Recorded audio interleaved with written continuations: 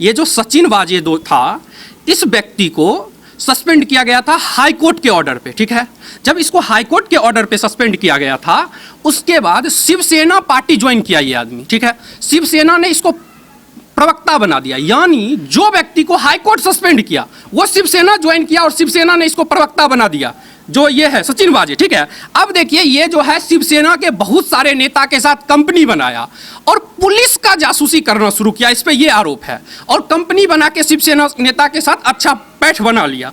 उसके बाद जो है जब देवेंद्र फडणवीस सीएम थे तो उद्धव ठाकरे का हिम्मत देखिए कि एक क्रिमिनल के बारे में फोन करके बोले देवेंद्र फडणवीस जी को कि सर इसको सीएम इसको जो है आप पुलिस में फिर से लीजिए, जिसको हाईकोर्ट सस्पेंड किया है। उसके बाद ही बंदा पकड़ा गया।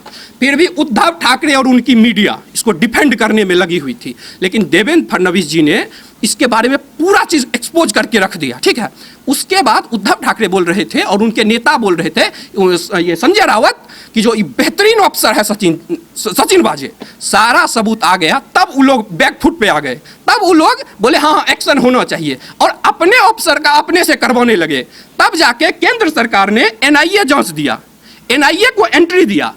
ये सोचिए जो एक वो जो है सचिन वाजे जो हैं, ये इन पे उनकी पत्नी मनसुख हिरेन की पत्नी आरोप लगा रही थी, एक महिला रो रही थी, वो आरोप लगा रही थी कि भाई आपने मर्डर, ये जो पुलिस इंस्पेक्टर है ये मर्डर किया। इसके जुडिशल में कैसे वो आ गया बम वाला केस? ये तो सीआईयू है, वो वहां के थाना को जाना चाहिए, लेकिन यही बम लगाया।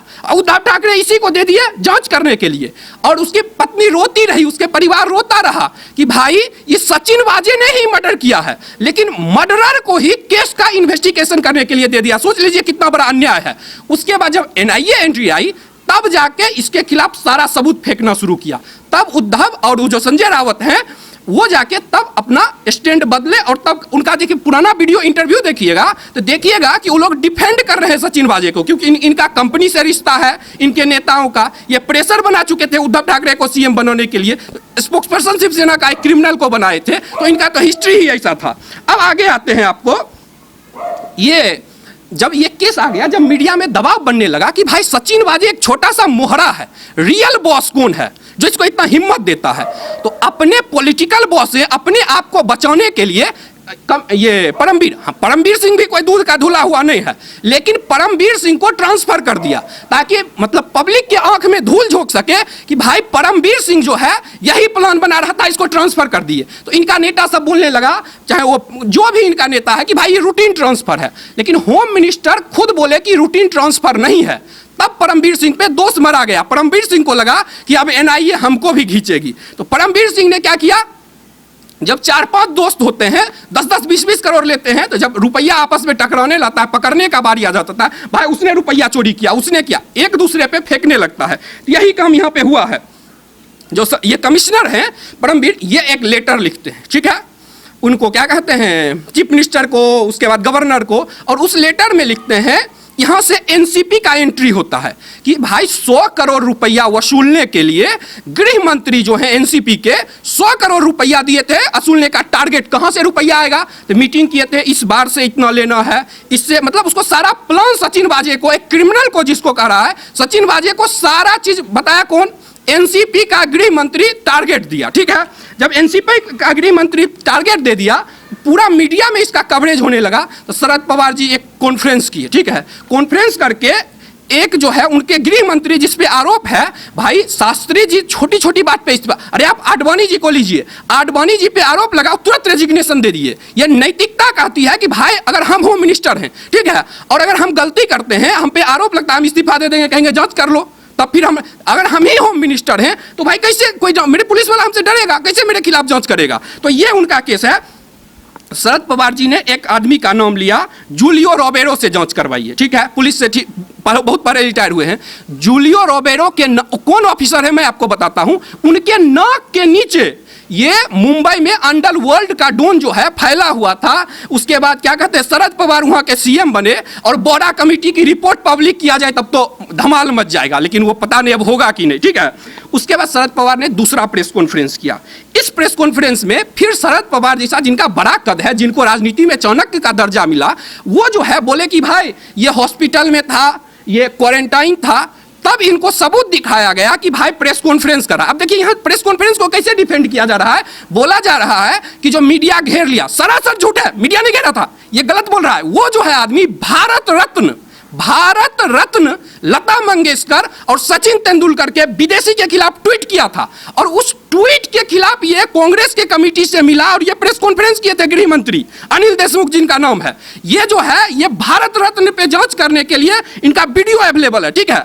उसके बाद इनका जो है कई न्यूज़पेपर में भी आया है कि ये आदमी ऑफिस गए, ये आदमी घर में क्वारंटाइन नहीं रहा, और ये आदमी सचिन वाजे से मिला, इसका प्रूफ है। और सचिन वाजे से मिलके और जो ऑफिसर थे इसके क्लोज, सबको बोला कि 1 मंथ में 100 करोड़ रुपया वसूलो और वो 100 करोड़ रुपया हमको दो। अब उस 100 करोड़ में कितना उद्धव जी को जाएगा, कितना एनसीपी को जाएगा, कितना सोनिया माइनो को जाएगा, वो अंदर की बात है। वो तो जांच होने के बाद पता चलेगा कि भाई एक महीना में 100 करोड़ यानी 1200 करोड़ कौन आदमी कितना रुपया बांट रहा है, अब आपस में लड़ रहा है। जब इनका सेकंड को फिर परमवीर सिंह चल गए अब सुप्रीम कोर्ट, बोले कि भाई इस पे जांच करा लो। ये लोग विरोध करने लगा, नहीं नहीं नहीं नहीं सीबीआई से जांच नहीं। अरे भाई तुम ईमानदार हो, अगर मुझको कहेगा कोई चोरी, हम कहें सीबीआई से जांच करा, हम गलत अगर नहीं होंगे हम कहेंगे सीबीआई से जांच करा लो। लेकिन जब मन में लगता है कि अरे यार हम तो चोरी किए हैं, तब आदमी डरता कहता है नहीं नहीं वो मेरा पुलिस वाला जो है उससे जांच करवा लो, ठीक है। उसके बाद एक और कल देवेंद्र फडणवीस जी प्रेस कॉन्फ्रेंस किए हैं जिसमें एक रश्मि शुक्ला का नाम लिए हैं, बहुत बेहतरीन ऑफिसर है। इस ऑफिसर ने एक्सपोज कर दिया, लीगली एक्सपोज किया कि किस तरह से इनके जो दलाल हैं होम मिनिस्टर के, चीफ मिनिस्टर के, ये कोई इंस्पेक्टर का ट्रांसफर करना है, भाई इंस्पेक्टर तुम्हारा ट्रांसफर कर देंगे, तुमको 10 लाख रुपया देना होगा। आईपीएस जिसको कि रीड बताए थे हमारे सरदार वल्लभ भाई पटेल ने, उस आईपीएस ऑफिसर को ये जो है उसको कहते तुमको ट्रांसफर लेना है 50 लाख 30 लाख 20 लाख, इस तरह से रेट कार्ड तय हो गया था।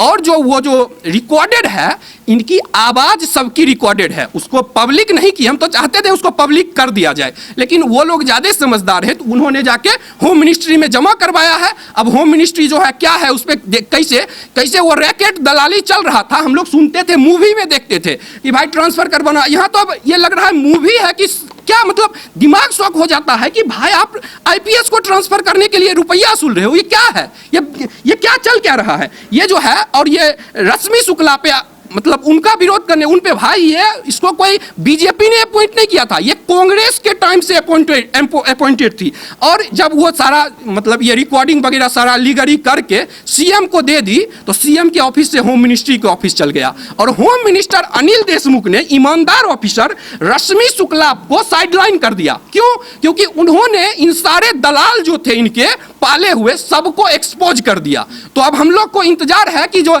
ये जो एटीएस को केस दिया है मुंबई कि भाई एटीएस अपने अंदर आता है, जहां भाई जब आप एनआईए को केस चल गया तो एनआईए का जो रूल है उसको पढ़िए कि भाई एटीएस तुम क्यों जांच कर रहे हो।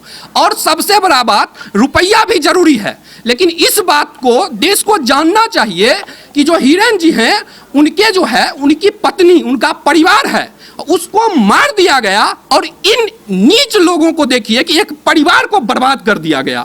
और ये बताइए जब ये बम लगा हुआ है, इससे कोई हमारे देश में जो रुपया लगाना चाहेंगे, ऐसे ही बिजनेसमैन को गाली दिया जाता है। भाई जब तक देश में फैक्ट्री नहीं लगेगी हमको रोजगार कौन देगा? हम जो युवा इतने लाखों संख्या में इंजीनियर बन के निकल रहे हैं, हमको रोजगार कौन देगा? जब आप बिजनेसमैन को ही धमकाने लगोगे तो कौन हमारे लिए रोजगार करेगा? लेकिन जिस तरीके से शरद पवार पूरे मामले पे लीपापोती कर रहे हैं, क्या वजह दिखाई दे रही है जो अनिल देशमुख को बचाने का प्रयास कर रहे हैं? कहीं जो असली मास्टरमाइंड है वो शरद पवार ही तो नहीं पूरे गेम के? देखिए इससे डिनाई भी नहीं किया जा सकता है, क्योंकि सबको डर लगता है कि जिस तरह परमवीर सिंह के खिलाफ एक्शन लिए तो वो भांडा फोड़ दिया। अगर होम मिनिस्टर को हटा देंगे, होम मिनिस्टर भांडा फोड़ दिया कि भाई हम अपने लिए तो रुपया नहीं ले रहे थे, हम तो आप सब में भी बांट रहे थे रुपया, तो ये तो डर होगा ही सब में कि अगर होम मिनिस्टर को हटाया गया और वो मतलब जैसे अगर वो मान गया कि ठीक है भाई हमको हटा दीजिए, लेकिन वो ये ब्लैकमेल करने लगा अगर हमको होम मिनिस्टर से हटाओगे तो हम तुम सब का भी नाम ले लेंगे कि तुम लोग भी रुपया लेने में संलिग्न थे। तो इसको जो है सीबीआई जांच होना चाहिए। अगर हम क्लीन हैं तो ये बताता है कि शरद पवार जी पे क्लीन नहीं है। अगर वो क्लीन होते, उनके मन में कोई 6-5 नहीं होता, तो वो किसी पुलिस ऑफिसर से नहीं बल्कि सीबीआई को कहते कि भाई हम क्लीन हैं, चलो सीबीआई जांच करो। लेकिन ये दिखाता है कि उनके मन में खोट है। अच्छा, जिस तरीके से सचिन वाजे तो शिकंजे में आ चुके हैं, आपको नहीं लगता परमवीर सिंह को भी अब शिकंजे में ले लेना चाहिए? क्योंकि जो बड़े बड़े नाम है वो सारे चेहरे सामने आ जाएंगे, और जिस तरीके से परमवीर सिंह अब बगावत पर उतर आए हैं तो हो सकता है और भी बड़े खुलासे हो जाएं। परमवीर सिंह जो है वो कोई दूध का धुला आदमी नहीं है। हमारी साध्वी प्रज्ञा जी को उसी ने मारा था, और वो पोर्न वीडियो दिखाया था, गाली दिया था, साध्वी प्रज्ञा जी ने पब्लिक कर दिया। तो वो कोई हम लोग का फेवरेट नहीं है भाई, गलत है। लेकिन यही है कि अभी जो है जब 5 लोग आपस में झगड़ा करने लगते हैं कि हमको कम रुपया दिया, हमको फंसाएगा, तो भांडा फोड़ रहा है, तो उसको भांडा फोड़ने देना चाहिए और उस पर भी केस चलेगा। ठीक है, जब अभी जो एनआईए जो है जहन्नुम से ढूंढ के ले आती है। एनआईए हमारे देश को अभी इतना सुरक्षित किया कि कितने साल से बम नहीं फूट रहा है, ऐसा बना दिया है हमारे देश को। तो एनआईए काम कर रही है आतंकवादियों के लिए, और वो मनी ट्रेल को भी पकड़ेगी। नेता जो है वो मतलब लिख के ऑर्डर नहीं देते हैं। नेता देखते होंगे कि ऑफिस कोयला घोटाला में जो सचिव था वो जेल चल गया, नेता गेबे नहीं किया। क्यों नहीं गया? क्योंकि नेता मुंह से ऑर्डर देता है, और जो है सचिव कागज पे जो उसका ऑफिसर होता है, तो ऐसे इसीलिए नेता बच जाते हैं। लेकिन मनी ट्रेल को एनआईए ट्रेस कर रही है, और जैसे मनी ट्रेल पकड़ाएगा तो जो बड़े से बड़े बॉस है सबको जाके तिहाड़ में सरना पड़ेगा। एक लालू यादव बिहार में सर रहा है, वैसे कितना बड़ा नेता हो उसको जेल में सरना पड़ेगा। ये मोदी है, न खाएगा न खाने देगा। अच्छा, जिस तरीके से परमवीर सिंह ने सुप्रीम कोर्ट को चिट्ठी लिखी, संजय राउत आरोप लगा रहे हैं कि यहाँ पर जो होता है वो सरकार के इशारे पर होगा, जो बीजेपी कहेगी वही यहाँ पर होगा। देखिए, परमवीर सिंह जो है अगर सरकार के इशारे पे चलता तो ये बताइए, वो परमवीर सिंह वही ऑफिसर है जिसको एफआईआर में किसी और चैनल का नाम लिखा हुआ था, जो सबसे तेज चैनल बोलता है उस चैनल का नाम एफआईआर में था। एफआईआर में प्रेस कॉन्फ्रेंस किया, नाम ले लिया किसका? अर्नब और रिपब्लिक का। ये दिखाता है कि परमवीर सिंह उसी का मोहरा था, उसी के लिए काम करता था। लेकिन परमवीर सिंह पे ये लोग ठीकरा फोड़ा, तो जब ठीकरा फोड़ा परमवीर सिंह का आरोप, तू हम लोग को फंसाता है, हम तो डूबेंगे सर, हम तुमको भी लेके डूबेंगे। तब जाके परमवीर सिंह को जब ये लोग डुबा दिया, गृह मंत्री बयान दिया, तब परमवीर सिंह लगा हमको डुबा रहे हो, रुक तुम लोग को भी समेट के चलते हैं, तब ये लोग का नाम लिया। लेकिन उद्धव ठाकरे की पूरे मामले में चुप्पी क्या साबित करती है? अरे उद्धव ठाकरे की चुप्पी ये दिखाती है कि एक शेर थे बाला साहब, जो अपने हिंदुत्व के लिए, अपने राष्ट्र के लिए, वीर सावरकर जी के लिए गुणगान करते थे। आज ये सोनिया सेना बन गई है, उससे भी बदतर हुई। ये रिमोट, जिस तरह मनमोहन सिंह को रिमोट से चलाया जाता था, वैसे शरद पवार और सोनिया जी रिमोट से चला रही है उद्धव ठाकरे को। इन्होंने सत्ता के लिए अपने जमीन को बेच दिया। कहां बाला साहब की आत्मा रोती होगी कि क्या यार हम क्या किए थे। वो हिंदू हृदय सम्राट थे बाला साहब, और उनके घर में ऐसा हो गया, उनकी आत्मा रोती होगी।